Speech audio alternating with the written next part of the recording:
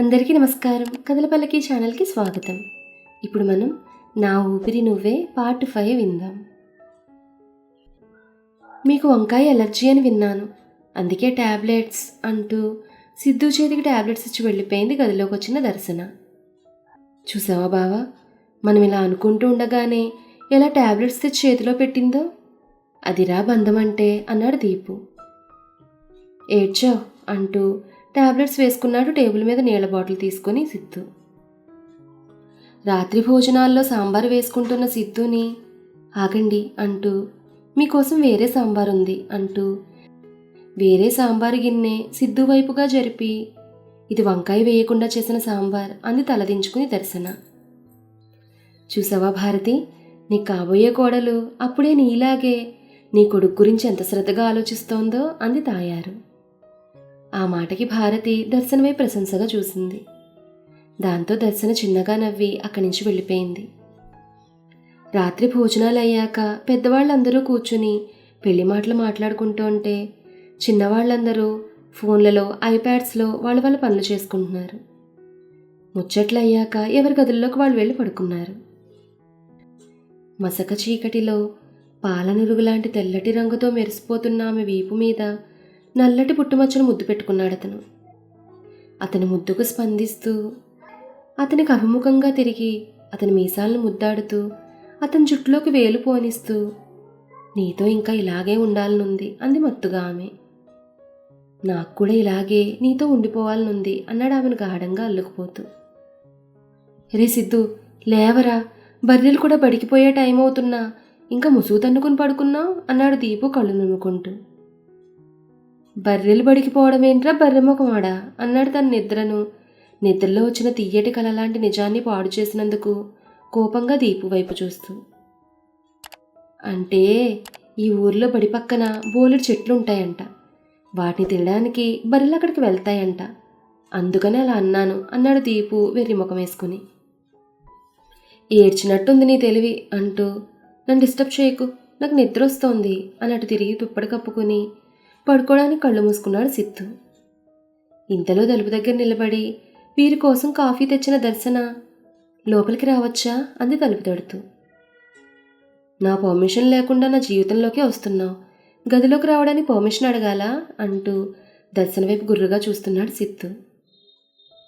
రా చెల్లమ్మ, ఇది మీ ఇల్లు, త్వరలో మీ గది కాబోతోంది, సో ఇక్కడికి రావడానికి నీకు అసలు పర్మిషనే అక్కర్లేదు అంటూ పళ్ళికలిస్తూ సిద్ధు వైపు చూశాడు దీపు. పళ్ళు ముయ్యి, లేకపోతే 32 పళ్ళు రాలగొడతాను అన్నట్టుగా చూస్తున్నాడు సిద్ధు దీపు వైపు కోపంగా. అమ్మో, బావగాడి కోపం వచ్చినట్టుంది అని తన మనసులో అనుకుని గప్చుప్ అయిపోయి దర్శన్ తెచ్చిన కాఫీ కప్పుల్లో ఒక దాన్ని తీసుకున్నాడు దీపు సైలెంట్గా. ఇంకొక కప్పుని పక్కనే ఉన్న డ్రెస్సింగ్ టేబుల్ మీద పెట్టి బాత్రూంలో హీటర్ ఉంది, హాట్ వాటర్ కావాలంటే ఆన్ చేసుకోండి అందామే. వాడిప్పటికే చాలా హాట్గా ఉన్నాడు, ఇక హాట్ వాటర్ అవసరం లేదు అన్నాడు దీపు సిద్ధు కోపాన్ని చూస్తూ. ఏమన్నారు అంది దర్శన సరిగ్గా వినపడక. అదే కాఫీ చాలా హాట్గా ఉంది అంటున్నాను అన్నాడు కవర్ చేసుకుంటూ. సరే అన్నయ్య, నేను వెళ్తాను, ఏమైనా కావాలంటే అడగండి అంటూ ఒకసారి సిద్ధు వైపు చూసింది దర్శన. సిద్ధు తననే కోపంగా చూస్తూ ఉంటే ఏమైంది అన్నయ్య, మీ ఫ్రెండ్ నా వైపు ఉరుమురుము చూస్తున్నారు అంది అమాయకంగా ముఖం పెట్టుకుని. ఎందుకురా నీకంత కోపం, ఏం చేసిందిరా మా చెల్లి వైపు ఎందుకలా చూస్తున్నా అని అడిగాడు దీపు. ఏం చేసిందో తనకి తెలియదా అన్నాడు బుసలు కొడుతూ సిద్ధు. నేనేం చేశానండి అంది ఇంకా అమాయకంగా ముఖం పెట్టుకుని దర్శన. రే, అమాయకమైన ముఖం చూసి మాట్లాడరా, పాపం నా చెల్లి, ఎడారిలో మళ్ళీ ఏమీ తెలియని లిల్లీ, కట్టేయరా నా చెల్లిమళ్ళలో తాళి అన్నాడు దీపు పోయట్రీగా. ఆపకపోతే నీ లొల్లి అవుతుంది, నా చేతిలో నీ పని ఖాళీ అన్నాడు కోపంగా సిద్ధు. బావా చూసావా, నీకు కూడా పోయట్రీ వచ్చేస్తుంది, అంతా నా చెల్లి నీ జీవితంలోకి వస్తున్న వేళా విశేషం అన్నాడు నవ్వుతూ దీపు.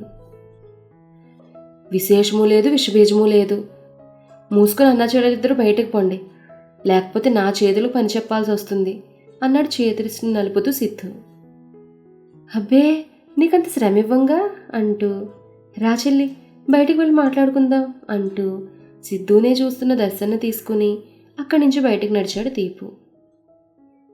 అన్నయ్య, మీ ఫ్రెండ్ ఎప్పుడు ఇలాగే ఉంటాడా అని అడిగింది దర్శన మూతి ముడుచుకుని. అబ్బే లేదురా, ఏదో ఫ్రస్ట్రేషన్లో ఉండి ఇలా ఉన్నాడంతే అని చెప్పాడు దీపు. అవునా, అయితే సరే అంటూ వెళ్తున్న దర్శన ఆపి, అవును వాడు పెళ్ళి ఇష్టం లేదని చెప్పమంటే ఇష్టమని చెప్పావంట, నిజమేనా అన్నాడు దీపు. ఇష్టం ఉంటే ఇష్టమని చెప్పకూడదా అన్నయ్య అంది పెదాల చివరి నవ్వు నాపుకుని దర్శన. అంటే వాడంటే నీకు ఇష్టమేనా? మీ ఫ్రెండ్ అంటే నాకు చాలా ఇష్టం. ఎంత ఇష్టం అంటే చెప్పలేను, ఎందుకు ఇష్టమంటే కూడా చెప్పలేను. కానీ అతని చేతిని కడవరకు వదిలిపెట్టను అంది కళ్ళు మూసుకుని ఫీల్ అవుతూ. మాకు కూడా అదే కావాలి. నీలాంటి చక్కనమ్మాయి భారీగా వస్తే వాడికి అంతకన్నా కావాల్సింది ఏముంటుంది చెప్పు. కానీ అతనికి నేనంటే ఇష్టం లేదని అంటున్నారన్నయ్య. పైగా నాతో తిక్కగా ప్రవర్తిస్తున్నారు తిక్కలోళ్ళ అంది మూతులు ముడుచుకుంటూ. వాడు బొంద, వాడు బోడిష్టం ఎవరికి కావాలి? వాడి తిక్క వేషాలన్నీ బామ్మ చూసుకుంటుందిలే, నువ్వేం దిగులు పడకు అంటూ తలుపు వైపు చూసి బిగుసుకుపోయాడు దీపు. దీపు వైపు చూసి ఏమైంది ఇతగాడికి అంటూ అతను చూస్తున్న దిక్కువైపు చూసి నోటి మీద వేలేసుకుని, నేను మళ్ళీ వస్తానన్నయ్య అంటూ తలుపు ముందు నుండి కిందకు వెళ్తున్న దర్శనను చెయ్యి పట్టి గదిలోకి లాగి గుండం వేసి దర్శన తలుపు కానుస్తూ, ఏమంటున్నావు వాడితో? నాకు తిక్కుందా? నేను తిక్కలో ఉన్నా, నీతో తిక్కగా ప్రవర్తిస్తున్నానా అన్నాడు దర్శన మీదకొస్తూ. లేదు అంది దర్శన. మరిందా తిక్కలోడు అంటున్నా? అది ఏదో అలా ఫ్లోలో వచ్చేసింది. సరే బాగా విను, నేను అస్సలు మంచివాణ్ణి కాదు. అమ్మాయిలతో తిరుగుతుంటాను, క్లబ్స్ పబ్స్ అంటూ ఎంతమందితో తిరిగానో లెక్కే లేదు. ఇంకా తిక్కలోని కూడా. ఏ టైంకి ఏం చేస్తానో నాకే తెలియదు కాబట్టి మీ వాళ్ళకి చెప్పి ఈ పెళ్ళిని ఆపించేసాయి, అది నీకే మంచిదంటూ దర్శన భయపెట్టడానికి దర్శన మీదకి వెళ్ళాడు అదోలాంటి లుక్కిస్తూ. అంతే, దర్శన సిద్ధు షర్ట్ చొక్కాను పట్టుకుని మీదకి లాక్కుంటూ, నాకు చెడ్డవాళ్ళంటేనే ఇష్టం. సినిమాల్లో కూడా నాకు హీరో కన్నా విలనంటేనే ఇష్టం. లైక్ బాహుబలిలో రాణా, అరుంధతిలో సోనూ సూద్, అవెంజర్స్లో తానుస్ లాంటి వాళ్ళంటేనే ఇష్టం. పైగా నీలాంటి తిక్కలోడంటే మరీ ఇష్టం. ఇందాకేమంటున్నావు?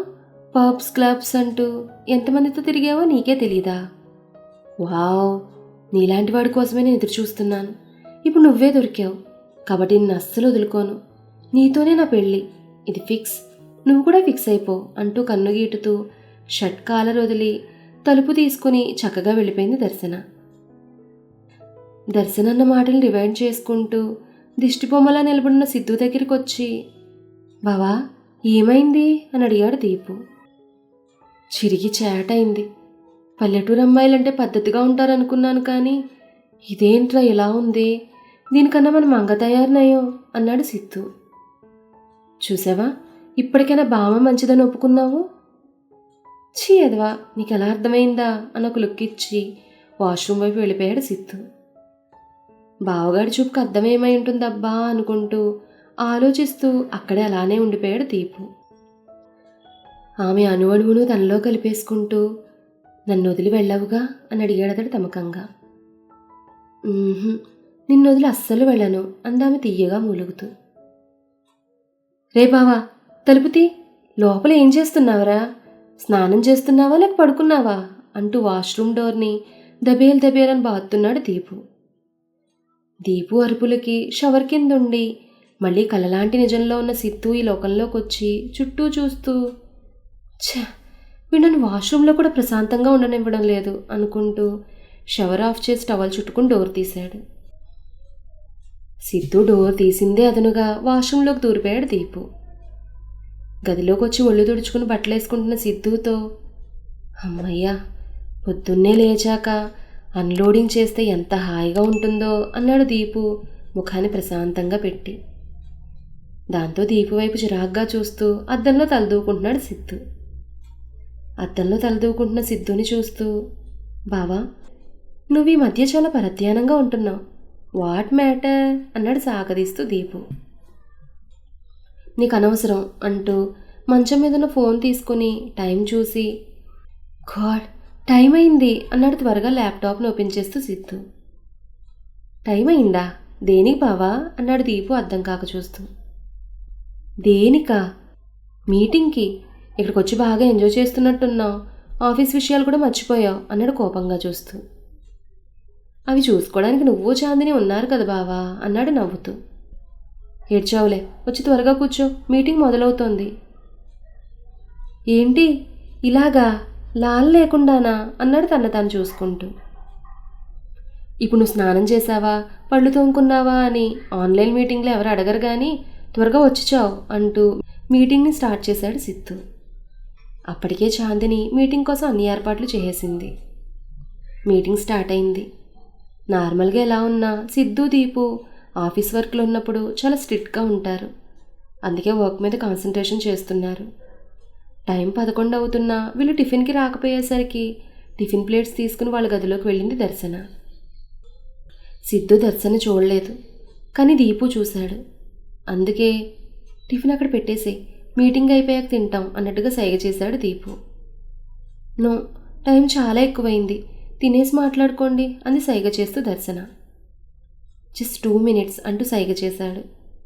దాంతో దర్శన అలాగే అని ప్లేట్స్ డ్రెస్సింగ్ టేబుల్ మీద పెట్టి మంచం మీద అస్తవ్యస్తంగా ఉన్న సిద్ధు పడేసిన టవల్ తీసుకెళ్ళి బాల్కనీలో ఆరేసింది. 2 minutes కాస్త అరగంట అయింది.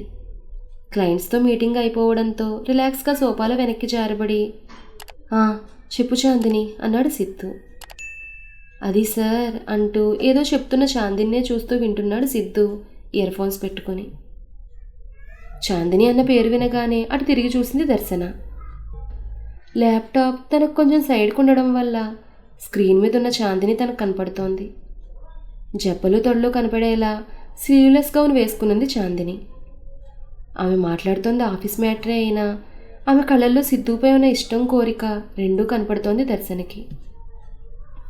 ఎంతైనా ఆడపిల్ల కదా, అలాంటి విషయాలు ఇట్టే కనిపెట్టేసింది. అందుకే చాందిని వైపు గుర్రుగా చూస్తోంది దర్శన. మీటింగ్ అయిపోవడంతో హెడ్ ఫోన్స్ తీసి పక్కన పెట్టి టిఫిన్ ప్లేట్ చేతుల్లోకి తీసుకున్నాడు దీపు. టిఫిన్ తింటూ దర్శన వైపు చూశాడు. దర్శన చాందిని వైపు చూస్తూ ఉంటే తన సిద్ధిగాడు పియ్యే అన్నాడు టిఫిన్ తింటూ. అదేంటన్నయ్య, పియ్యలు మగవాళ్ళు ఉండరా అంది ఆశ్చర్యంగా అసూయగా చూస్తూ. ఉంటారు కానీ ఆడపిల్లలైతే ఇంకా బాగా వర్క్ చేస్తున్నారు అందుకు అన్నాడు సిద్ధు. అలా అయితే 40+ ఉన్న వాళ్ళని తీసుకోవచ్చుగా, వాళ్ళు ఇంకా బాగా చేస్తారు. అంతేగాని ఇలా మరీ 20+ వాళ్ళని తీసుకోవడం ఎందుకు అంది మూతి విరుస్తూ. చాందినితో మాట్లాడడం అయిపోయిన సిద్ధు ల్యాప్టాప్ క్లోజ్ చేస్తూ, వీళ్ళు వాళ్ళకన్నా బాగా పనిచేస్తారు అందుకు అన్నాడు ప్లేట్ అందుకుంటూ. ఎవరికి? మీకా అంది కళ్ళు చిన్నవి చేస్తూ. ఆ మాటకి వాట్ అన్నాడు సిద్ధు. ఇంతలో దీపుకు పొలమారింది. అదే నా ఉద్దేశ్యం అంటూ నాంచుతూ ఉన్న దర్శన వైపు చూస్తూ, చూడు అవి మా ఆఫీస్ విషయాలు, నీకు సంబంధం లేదు, నీ విషయాలు నువ్వు చూసుకో, డోంట్ ఇంటర్ఫియర్ అవర్ మ్యాటర్స్ అంటూ గట్టిగా అన్నాడు సిద్ధు. ఆ మాట కోపం వచ్చి మూతి ముడుచుకొని కళ్ళల్లో నీళ్లు పెట్టుకుని కిందకి వెళ్ళిపోయింది దర్శన రుసరుసలాడుకుంటూ. వెళ్తున్న దర్శన వైపు చూస్తూ, తను నిన్ను ప్రేమిస్తుందిరా అన్నాడు దీపు. అవును, నాకు అర్థమైంది, కానీ నేను మా ఆయన ప్రేమిస్తున్నాను అని తన మనసులో అనుకుంటున్నాడు సిద్ధు. మరి ఆ తర్వాత ఏం జరిగింది? నిజంగానే సిద్ధు మా ఆయన ప్రేమిస్తున్నాడా, లేక దర్శన ప్రేమకు పడిపోతాడా? ఈ విషయాలన్నీ కూడా మనం నెక్స్ట్ ఎపిసోడ్లో తెలుసుకుందాం. ఈ కథ మీకు నచ్చితే లైక్ చేయండి, షేర్ చేయండి, కామెంట్ చేయండి. అలాగే మన కథల పల్లకి ఛానల్ని సబ్స్క్రైబ్ చేసుకుని పక్కనే ఉన్న బెల్ ఐకాన్ని క్లిక్ చేయడం మాత్రం మర్చిపోకండి. ధన్యవాదాలు.